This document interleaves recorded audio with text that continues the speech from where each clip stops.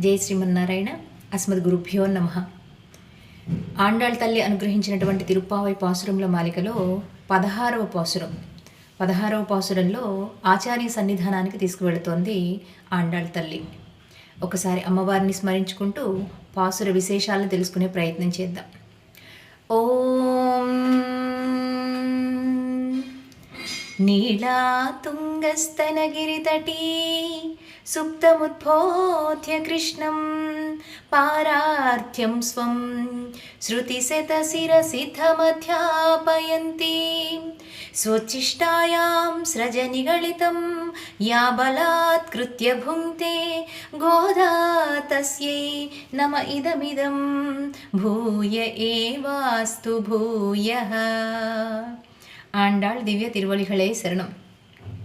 మనకి గత పాసురాల్లో 6వ పాసురం మొదలుకొని 15 పాసురాల వరకు ఒక్కొక్క గోపబాలికని మేల్కొల్పుతూ వచ్చింది. ఈనాడు ఆ గోష్ఠి అందరూ కూడా నందగోప భవనానికి చేరుకున్నారు. ఆ గోపికల్ని మేల్కొల్పడం అని అంటే ఇది మనం అంతరార్థం కూడా తెలుసుకోవాలి. బయట మనకి ఒక కథలాగా కనిపిస్తున్నప్పటికీ ఆండాళ్ తల్లి యొక్క ఈ తిరుప్పావై ఎలా ఉంటుంది అని అంటే కథలాగా మనకి వర్ణన చేస్తున్నప్పటికీ కూడా ఇందుపడుతోంది, ఉపనిషత్ సారంగా చెప్పబడుతోంది. కాబట్టి దీనిలో నిగూఢమైనటువంటి అర్థం కూడా ఇంకొకటి దాగి ఉంటుంది. 10 మంది గోపికల్ని మేల్కొల్పడం అంటే ఎవరా 10 మంది గోపికలు అనంటే భగవద్గీతలో మనకి కృష్ణ పరమాత్మ చెప్పినట్లుగా భూమిరాపో నలో వాయు ఖం మనో బుద్ధిరేవచ అహంకారమితీయం మే భిన్నా ప్రకృతిరష్టదా. పంచభూతాత్మకమైనటువంటి మనకి ఆ పంచభూతాలు ఏ విధంగా అయితే ప్రకృతిలో ఉంటాయో అదేవిధంగా ఖం మనోబుద్ధిరేవచ. ఖం అంటే ఆకాశం. మనకి పంచభూతాలు ఏమిటండి? భూమి, ఆపహ, అనలహ, వాయు, ఖం. ఖం అంటే ఆకాశము, భూమి, తర్వాత నీరు, తర్వాత అగ్ని. నీరు, నిప్పు, ఆకాశము, అగ్ని, పృథ్వీ. ఇవి 5 కూడా పంచభూతాలు అనుకుంటాం కదా. ఈ పంచభూతాత్మకమైనటువంటి ఇంకా మనస్సుగాను బుద్ధిగాను అహంకారంగాను నేను ఉంటాను అని పరమాత్మ చెప్పినట్లుగా మనోబుద్ధి ఏవచ అహంకారమితీయం మే. అహంకారంతో కలుపుకొని 8 విధములైనటువంటి ప్రకృతిగా ఉంటాను. ఈ ప్రకృతిని అనుభవించేటటువంటి జీవుడు, ఆ జీవుడికి సంబంధించి జీవుడిని ఉద్ధరించవలసినటువంటి పరమాత్మ. ఇవి మొత్తం కలిపి 10. ఈ 10 మంది గోపబాలికల్ని మేల్కొల్పుతూ మనల్ని ఈరోజు ఆచార్య సన్నిధానానికి తీసుకువచ్చింది. అంటే ఆచార్యుడు ఎందుకు మనకి అనంటే ఈ ఆత్మ ఉజ్జీవింపబడాలి అనంటే ఆచార్యుడు ఉండాలి. అందుకనే మన వాళ్ళు ఈ పాసురంలో అమ్మా అని సంబోధిస్తూ ఉంటారు. అమ్మ ఎట్లా అయితే మనని కని పెంచి పెద్ద చేస్తుందో అలాగే ఆచార్యుడు కూడా ఈ ఆత్మని పెంచి పోషించి పెద్ద చేస్తారు. అందుకోసం మనకి అమ్మని తొలి గురువు అంటారు కదండి. మనకి తొలి పాఠం చెప్పేది ఎవరు? అమ్మ.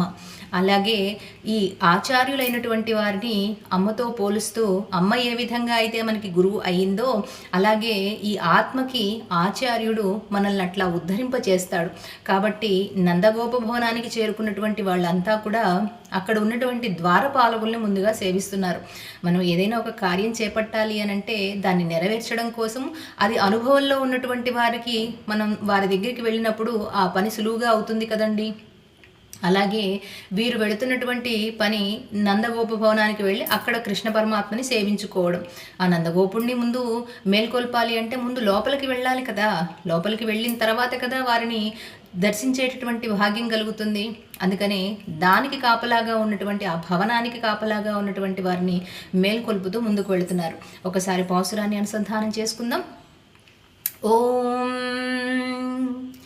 நாயகனாய நின்ற நந்தகோபனுடைய கோயில் காப்பானே கொடித்தோன்றும் தோரணவாசல் காப்பானே மணிக்கதவம் தாழ்த்திரவாய் 1000 சிறுமியரோ முக்கு அரைப்பறை மாயன் மணிவண்ணன் நின்னலேவாய் நேரிந்தான் தூயோமாய் வந்தோம் துயிலெழப்பாடுவான் வாயால் முன்னம் முன்னம் மாத்தாதே அம்மா நீ நேச நிலை கதవం నీకే లోరింబావాయ్.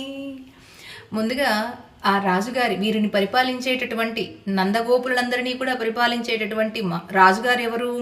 నందగోపుడు. ఆ నందగోపుడు భవనానికి చేరుకోవడం కోసం చాలా అట్టహాసంగా ఉందిట ఆ భవన నిర్మాణం అనేది. 5 ప్రాకారాలుగా ఉందిట.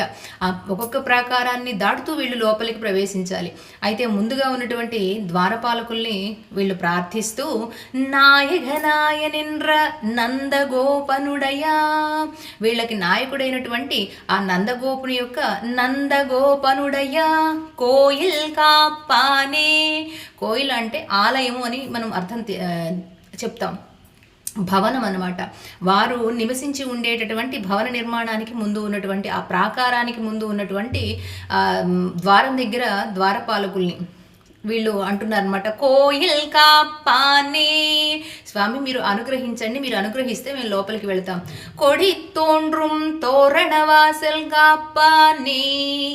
5 ప్రాకారాలుగా ఉంది అనుకున్నారు కదా.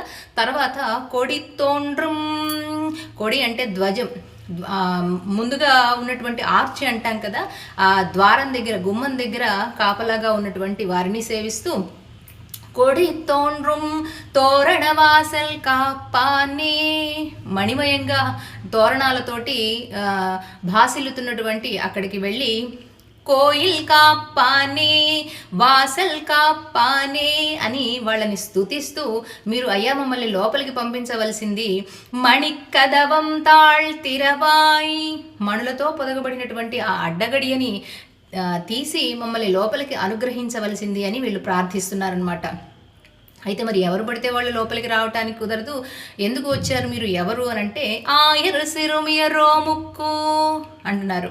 మేము గోప పిల్లలము, ఆడపిల్లలము, చిన్నపిల్లలము, కాబట్టి మమ్మల్ని అనుగ్రహించవలసింది, మాకు ఏ అభంశుభం తెలియదు, మాకు నిన్ననే మాట ఇచ్చి ఉన్నాడు, అరై పరై మాయన్ మణివಣ್ಣన్ నిన్నలేవాయి నేరిందాన్, మాకు పరై అనేటటువంటి వాద్యాన్ని ఇస్తానని ఆ కృష్ణ పరమాత్మ నిన్నే మాకు మాట ఇచ్చాడు. మాయన్ మణివಣ್ಣన్ నీలమేఘఛాయుడైనటువంటి ఆ కృష్ణ పరమాత్మ మాట ఇచ్చి ఉన్నాడు, కాబట్టి మమ్మల్ని అనుగ్రహించి లోపలికి పంపించవలసింది. మాయన్ మణివಣ್ಣన్ నిన్నలే వాయ్ నేరిందాన్ தூயோமாய் வந்தோம் துயிலெழப்பாடுவான் వాయాల్ మున్నం మున్నం మాతాదే అమ్మా. ఆ స్వామిని అనుగ్రహించడం, ఆ స్వామి దగ్గరికి వెళ్ళాలి అని అంటే మీరు అనుగ్రహం చేస్తేనే కదా మేము వెళతాము. కాబట్టి ఇప్పుడు ఇంకా వాయాల్ మున్నం మున్నం మాతాదే అమ్మా, ఇప్పుడు మీరు లోపలికి వెళ్ళటానికి వీల్లేదు, కాదు కూడదు అని మీరు అనవద్దు అమ్మా అంటూ సంబోధిస్తూ, నీనేస నిలైక్కదవం నీకు ఏలోరింబావాయ్, చక్కగా మీ చేతులతోటి ఆ ద్వారాల్ని తెరిచి మమ్మల్ని అనుగ్రహించి లోపలికి పంపిస్తేనే మేము లోపలికి వెళతాము అంటూ ఈ పాసురంలో ఆండాళ్ళ తల్లి ఆ ద్వారం దగ్గర ఉన్నటువంటి ద్వారపాలకుల్ని సేవించుకుంటూ ఉన్నారు. మనం కూడా ఆండాళ్ళ తల్లి చెప్పినటువంటి ఈ తిరుప్పావై 3 విధాలుగా సాగుతుందండి. ఆనాడు ద్వాపర యుగంలో ఆ గోపికలు చేసినటువంటి వ్రతం కృష్ణ పరమాత్మ కోసం, తర్వాత ఈ కలియుగంలోనే మన గోదాదేవి శ్రీవిల్లిపుత్తూరులో వటపత్రశాయిని సేవించుకుంటూ చేసినటువంటి వ్రతం. ఇక 3వది మనలాంటి వాళ్ళమందరం కూడా, అంటే జీవాత్మలందరూ కూడా ఉజ్జీవింపదలిచినటువంటి మన లోపల ఉన్నటువంటి పరమాత్మని తెలుసుకోవడానికి చేసేటటువంటి వ్రతం. ఇలా 3 విధాలుగా సాగుతూ ఉంటుందండి. ఈ ద్వారము దగ్గర ఉన్నటువంటి ద్వారపాలకుల్ని సేవించుకుంటున్నారు అని అంటే మన లోపల కూడా తలుపుల లోపల, అంటే లోపల దాగి ఉన్నటువంటి పరమాత్మని సేవించుకోవాలి అంటే అహంకార మమకార అనేటటువంటి 2 తలుపుల బంధించబడి ఉంటే ఆ లోపల ఆసీనుడై ఉన్నాడట పరమాత్మ. 5 ఆవరణలు అనుకున్నాం కదా, ఈ మన శరీరంలోనే 5 ఆవరణలు ఉంటాయి. ఏమేమిటి? అన్నమయ కోశమని, ఈ బాహ్యంగా కనిపిస్తున్నటువంటి దాన్ని అన్నమయ కోశం అంటారు. ఈ అన్నమయ కోశం లోపల ప్రాణమయ కోశము, ప్రాణమయ కోశం లోపల మనోమయ కోశము, మనోమయ కోశం లోపల విజ్ఞానమయ కోశం, ఆ విజ్ఞానమయ కోశం లోపల ఆనందమయ కోశం, ఆ ఆనందమయ కోశంలో భగవంతుడు ఆసీనుడై ఉంటాడు. విజ్ఞానమయ కోశంలో జీవుడిగా అన్నీ తెలుసుకుంటూ ఉంటాడు. ఇక మనోమయ కోశము, ఆ తర్వాత ప్రాణమయ కోశము. ప్రాణమయ కోసం అంటే ఈ జీవుడు బ్రతికి ఉన్నాడు అని అంటే ప్రాణం ఉంది, లేకపోతే ప్రాణం లేదు అని అంటారు. ఇట్లా ఈ వీటి ద్వారముల లోపల కాపలాగా ఉన్నటువంటి వారిని సేవించుకుంటూ మనం ముందుకు వెళ్ళాలి పరమాత్మని తెలుసుకోవడానికి. ఆలయంలో కూడా చూడండి 5 ఆవరణలు ఉంటాయి. అలా ఒక్కొక్క ఆవరణలో ఉన్నటువంటి ద్వారపాలకుల్ని సేవించుకుంటూ వెళ్ళినప్పుడు మాత్రమే మనం చేరుకోగలుగుతాం మన లోపల ఉన్నటువంటి పరమాత్మని, ఆలయంలో ఉన్నటువంటి పరమాత్మని కూడా. ఆలయంలో కూడా అంతే కదా, ముందు ముఖద్వారం ఉంటుంది, దాని చుట్టూ ఒక ప్రాకారం ఉంటుంది, ప్రాకారం లోపల ధ్వజస్తంభం ఉంటుంది, ధ్వజస్తంభంలో తర్వాత ఆ ధ్వజస్తంభాన్ని సేవించుకున్న తర్వాత అక్కడ ఆళ్వార్లు ఉంటారు, గరుడ ఆళ్వార్లు మొదలైనటువంటి వాళ్ళు. ఆ తర్వాత క్షేత్రపాలకులు ఉంటారు, ఆ క్షేత్రాన్ని పరిపాలించేటటువంటి వారు హనుమంతుల వారు, లేకపోతే శివాలయం అయితే విష్ణుమూర్తి ఆలయంలో అయితే శివుడో, ఇలా క్షేత్రపాలకులు ఉంటారు. తర్వాత అమ్మవారిని సేవించుకొని అప్పుడు స్వామివారిని సేవించుకుంటూ ఉంటాం. ఇలా ఆలయంలో కూడా 5 ప్రాకారాలు ఉంటాయి. ఆ ప్రాకారాల వద్ద ఉన్నటువంటి ద్వారపాలకుల్ని మనం సేవించుకుంటూ ముందుకు వెళ్ళినప్పుడు పరమాత్మ యొక్క దర్శనం జరుగుతుంది. అయితే ఈ ద్వారం దగ్గర ఉన్నటువంటి వీరిని మనకి ఆచార్యులతోటి పోలుస్తోంది మన ఆండాళ్ తల్లి. ఈ ఆత్మకి కూడా ఇందాక మనం చెప్పుకున్నాం, లోపల ఉన్నటువంటి పరమాత్మని తెలుసుకోవాలి అని అంటే అహంకార మమకారాలు అనేటటువంటి 2 తలుపులు బంధింపబడి ఉన్నాయి అని. ఈ తలుపులు తెరవాలి అని అంటే మనకి అనుగ్రహం చేయడం కోసము ఆచార్యులు కావాలి. ఈరోజు గురువులు ఎందుకు మనకి, ఆచార్యుల వల్ల మన ఆత్మ ఎట్లా ఉద్ధరించబడుతుంది అనేటటువంటి అంశాలని తెలుసుకునే ప్రయత్నం చేశాం. ఈ 5 ఆవరణలని దాటి మన లోపల ఉన్నటువంటి పరమాత్మని తెలుసుకోవాలి అని అంటే ముందుగా దీని గురించి మన స్వస్వరూపాన్ని తెలుసుకోవలసినటువంటి అవసరం మనకి ఉంది. కాబట్టి ఆ స్వస్వరూపాన్ని మనకి అనుగ్రహించేటటువంటి వారు ఆచార్యులు. స్వస్వరూపం అని అంటే ఇప్పుడు మనము అద్దంలో మన ముఖాన్ని మనం దర్శించుకోగలుగుతున్నాం.